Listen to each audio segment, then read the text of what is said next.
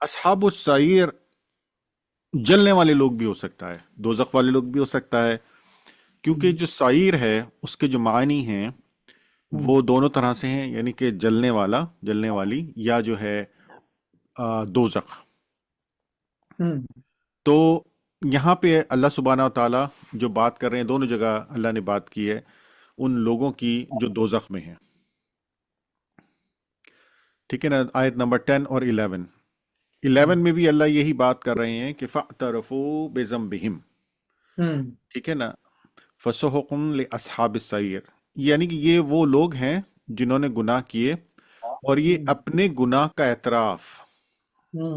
اعتراف کرنا، فَاعْتَرَفُوا یعنی کہ اعتراف، یعنی کہ ایکسپٹ کرنا، یعنی کہ اس بات کو مان لینا کہ یہ کام میں نے کیا ہے، خود بخود کر لیں گے،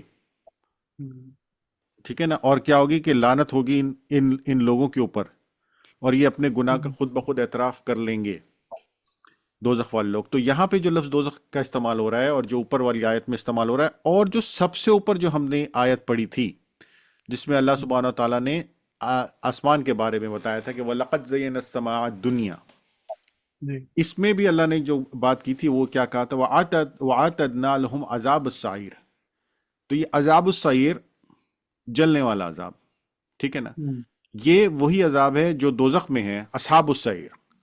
عذاب السعیر اور اصحاب السعیر، کنیکٹیوٹی دیکھیں آپ، کہ جلنے کا عذاب اس کو ملا جو اپنے مدار سے نکلا، اور وہی لوگ اس عذاب میں آئے، اصحاب السعیر دوزخ میں گئے جو اپنے مدار سے نکلے، جو اپنے، جنہوں نے اللہ سبحانہ و تعالیٰ کا جو بنایا ہوا سسٹم ہے اس سے روگردانی کری، جو اللہ کا دیا ہوا میسج ہے اس کو انہوں نے ایکسپٹ نہیں کرا، جو اللہ سبحانہ و تعالیٰ کی بنائے ہوئے اور اس کے دیے ہوئے احکامات ہیں ان کو نہیں مانا۔ تو اس کے بعد والی جو آیت ہے نا، آیت نمبر 12، میں تھوڑا سا اس پہ فوکس کرنا چاہتا ہوں کہ ان الذین یخشون ربہم، یہ جو ہے نا بالغیب، اس میں جو لفظ غیب آ رہا ہے نا، اس پوری اوپر کا جو نچوڑ ہے نا وہ یہ لفظ ہے۔ کیا اللہ سبحانہ و تعالیٰ کیا کہہ رہے ہیں؟ الذین یخشون، خشیت یعنی کہ ڈرنا، یعنی کہ خوف ہونا، یہ اللہ سبحانہ و تعالیٰ یہ کہہ رہے ہیں کہ وہ لوگ جو کیا کرتے ہیں، ڈرتے ہیں، کس سے؟ جو نظر نہیں آ رہا۔ اور نظر کیا نہیں آ رہا؟ نظر نہیں آ رہا ہے وہ ہر چیز جس میں سب سے اوپر اللہ سبحانہ و تعالیٰ کی ذات ہے، جس کو ہم دیکھ نہیں سکتے، سمجھ نہیں سکتے، چھو نہیں سکتے، سمجھ تو سکتے ہیں، چھو نہیں سکتے، جس کو ہم محسوس کر سکتے ہیں لیکن ہم اس کو اپنی آنکھوں سے جو ہے، جس کو کہتے ہیں نا کہ اللہ تعالیٰ نے جو آنکھیں دی ان سے ہم نہیں دیکھ سکتے۔ تو کہ اللہ کیا کہہ رہے ہیں کہ ان ساری چیزوں کا لب لباب، ان کی نچوڑ، ان کا جو سمری ہے وہ کیا ہے کہ وہ لوگ the people who trust on unseen، اللہ سبحانہ تعالیٰ پہ جو یقین رکھتے ہیں، جو اس پہ بلیف کرتے ہیں، اور کیا ہے اس سے ڈرتے ہیں، کیا ہے ان کے لیے؟ انہی کے لیے ہے لہم مغفرہ، مغفرت اور اجر کبیر، اور بڑا ثواب۔ جو لوگ شیطانی کرتے ہیں، اللہ کو نہیں مانتے ہیں، ان کے لیے کیا ہے؟ عذاب السعیر، ٹھیک ہے نا؟ اور جو لوگ اللہ کو مانتے ہیں، بغیر دیکھے، بغیر اس سے ملے، اس کی بات کا یقین کرتے ہیں، ان کے لیے کیا ہے؟ اجر کبیر۔ یہ جو آیت ہے نا، یہ اس پورے سیکشن کا جو اوپر سے نیچے چلا آ رہا ہے اس کا نچوڑ ہے۔ کیسے کہ اللہ نے پہلے دیکھنے والی چیزوں کو بتایا، اور بتایا کہ ان دیکھنے والی چیزوں میں بھی کیا ہے؟ عذاب السعیر ہے، کہ جب یہ بھی چیزیں اپنی آپ سے بڑھیں گی، نکلیں گی، اپنے روگردانی کریں گی، جو اس کی حدود ہیں، ان کے لیے عذاب ہے۔ پھر وہ بتایا کہ تم کو کس طرح سے جو ہے وہ دوزخ پہ بلیف کرنا ہے، اچھے اور برے پہ بلیف کرنا ہے، جو میرا میسج ہے اس پہ بلیف کرنا ہے، اور جو میرا میسج لے کر آ رہا ہے اس پہ بلیف کرنا ہے۔ جب تم نہیں کرو گے تو تمہارے لیے کیا ہے؟ اصحاب السعیر والے، یعنی کہ تم دوزخ والے لوگ ہو جاؤ گے۔ اور آخر میں آ کے کیا اللہ بتا رہا ہے؟ کنیکٹیوٹی ہے۔ میں کہتا ہوں کہ اس سے زیادہ خوبصورت کنیکٹیوٹی کیا ہو سکتی؟ دیکھیے نا، پورا نیچے لا کے باٹم لائن، یخشون ربہم بالغیب، اپنے رب کے اوپر جو، اور اس کے ساتھ غائب جو چیزیں ہیں، جو اس کی جنت ہے، دوزخ ہے، چیزیں جو پیچھے گزر چکی ہیں جن کے بارے میں وہ ہمیں بتا رہا ہے، ان سب کے اوپر ان سب سے ڈرنا اور ان سب کے اوپر ایمان لانا۔ ایسے لوگوں کے لیے اللہ نے دو جملے کہہ دی، مغفرت و اجر کبیر۔ تو قرآن کو پڑھیں، سمجھیں، اللہ کو اللہ کو دیکھ کے قرآن، اللہ آپ قرآن کو پڑھیں گے نا اللہ آپ کو دکھے گا. مطلب ہوں اتنی خوبصورت بات کون کر سکتا ہے؟ میں تو نہیں کر سکتا. اتنا اوپر سے لے کے کنیکٹیوٹی بناتے ہوئے آنا نہیں کر سکتا. کوئی ہوں عام چیز انسان دنیا کی کوئی چیز عام نہیں کر سکتی. اچھا اس کے بعد جو آیت نمبر 13 ہے، تو اماد بھائی آیت نمبر 13 اور 14 بھی ہم کر لیتے ہیں تاکہ ہم بالکل پھر حضرت، یہاں پہ انشاءاللہ اس کو اینڈ کریں گے. شاء میں اس کو پڑھ دیتا ہوں، آیت کا ترجمے کے ساتھ پڑھ دیتا ہوں. بسم اللہ الرحمن الرحیم. تو آیت نمبر 12 پہ حال میں نے جو ہے سٹاپ کیا، جس میں جنتی اور دوزخی دونوں کے جو ہے تذکرے اللہ تعالیٰ نے کمپلیٹ کیا. آیت 13 وَأَسِرُّوا قَوْلَكُمْ أَوِ اجْهَرُوا بِهِ إِنَّهُ عَلِيمٌ بِذَاتِ الصُّدُورِ. تم اپنی باتوں کو چھپاؤ یا ظاہر کرو، وہ سینوں کی پوشیدگی کو بھی بخوبی جانتا ہے. تم زور سے بولو، آہستہ بولو، اللہ ہر چیز جو ہے دل کے اندر کیا چل رہا، کیا پنپنا، سب جانتے ہیں. الا یعلم من خلق وهو اللطیف الخبیر.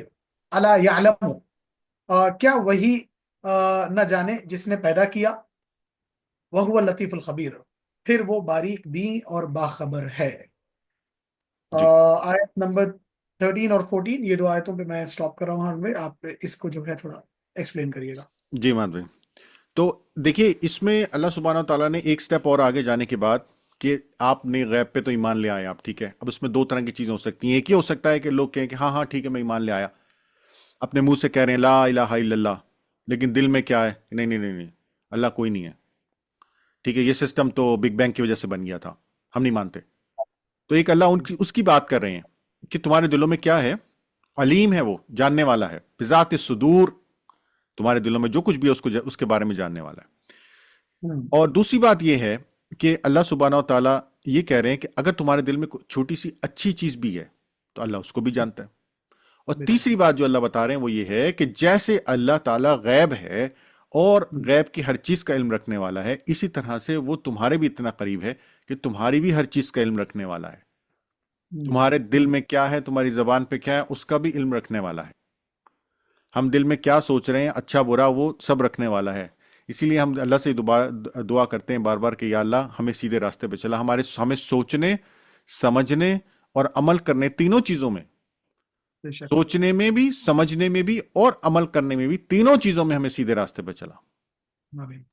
صرف یہ نہیں کہ ہم سوچیں کچھ اور، عمل کچھ اور جو ہے وہ سمجھ کچھ اور.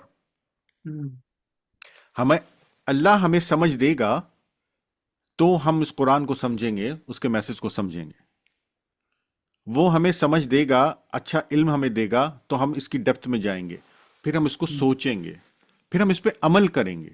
تو یہ سب کچھ اللہ سبحانہ و تعالیٰ کی طرف سے ہے.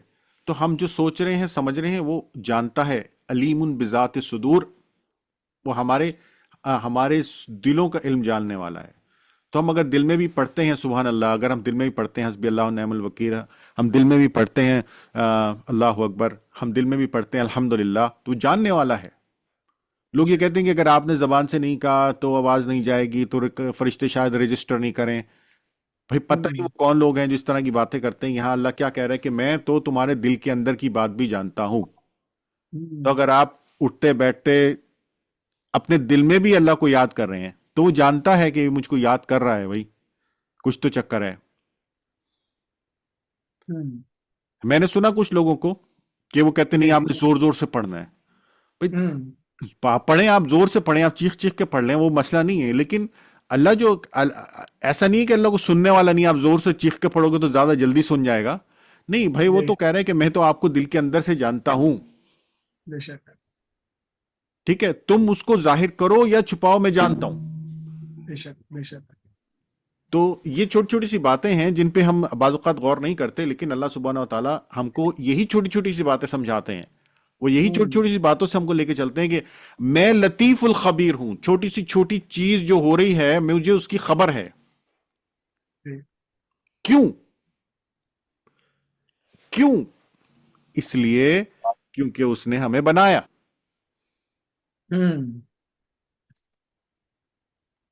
جس نے ہمیں بنایا کیا اس کو نہیں پتا ہوگا؟ پہلے ساری اس نے سیٹنگ کری ہے نا بھائی، یہ کام سب ہونے ہیں، یہ کیا کرنے والے ہیں کیا نہیں کرنے والے مجھے پتا ہوگا. یہ اللہ نے پورا سسٹم بنا کے ہمیں بھیجا ہے نا. تو اللہ یہ کہہ رہے ہیں کہ تم चाहे तुम उसको छुपाओ या रखो, जाहिर करो, मुझको पता है। तो ये बिल्कुल ऊपर वाली चीज से कनेक्ट हो रहा है कि अल्लाह ये कह रहा है कि तुमने गैब पे यकीन करना है, गैब पे ईमान लाना है। और गैब की बातों में से एक बात ये भी है, हमें तो नहीं पता कि अल्लाह हमारे दिल में जो है उसको जानता है। ये हमें तो नहीं समझ में आई इस तरह से कि हमने देखा हो अल्लाह को कि वो हमें बना रहा हो। लेकिन अल्लाह ने हमें बताया, हमने यकीन करना है कि अल्लाह ने हमें बनाया, बस दैट्स इट। बेशक।